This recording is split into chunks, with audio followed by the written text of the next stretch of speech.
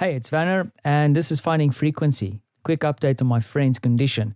He's doing a little bit better, so we're feeling grateful that he's making some progress. It's early days, though.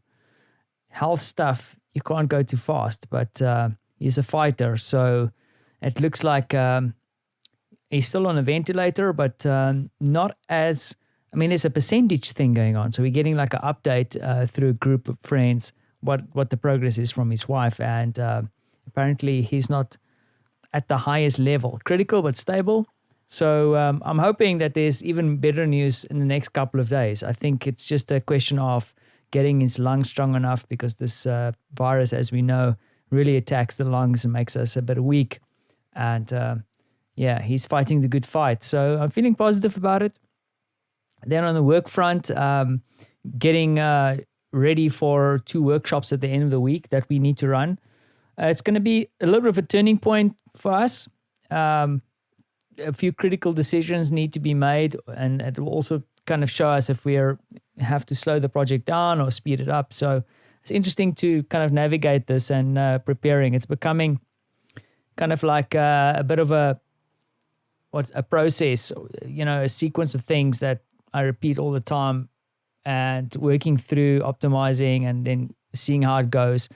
It's also tough to, retain people's engagement. And I'm also like having one-on-one meetings to some of the participants just to get how they feel. And there seems to be more excitement, but then there's also the younger folks who, I don't know, there's a few people out there who can't manage more than one topic at one time. So people, I think, get a bit overwhelmed sometimes. And it probably is a thing that comes with experience, where you're able to manage many things in one go.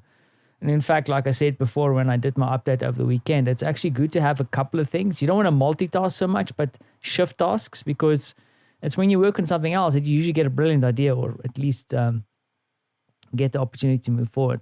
Another thing I would also say is that I do see that people are avoiding doing things. So part of the project is to go and interview other people. And of course, it's not for everybody. I'm an introvert myself. Yeah, I'm doing podcasts all over the place, but I'm actually a bit of an introvert. And I'm not a huge fan of like engaging with people just out of the blue. And of course, it makes you nervous. But you know what the big thing is? Sometimes you just need to get it done. And that's also a lesson for me. Sometimes getting something done is actually not as bad as thinking about it. You usually think yourself so into a corner that you don't know what to do, and you kind of become paralyzed. And then when you actually do it, you force yourself to do it.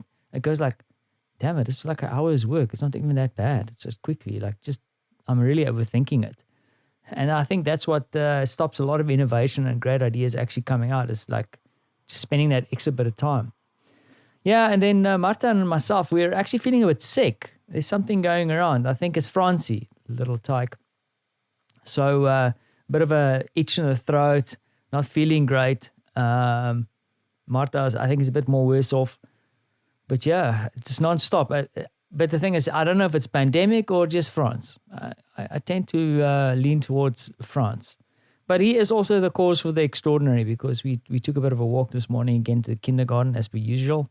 It's a nice little summer walk in the morning, and I'm amazed by how he spots insects and really wants to stop and have a look. I think on the one side, it's also delaying the inevitable arrival at the kindergarten, but then also he's genuinely interested, looking at little insects and demanding that he takes my phone to take a photo of them. So on my phone currently, I think I've got a bumblebee and a snail.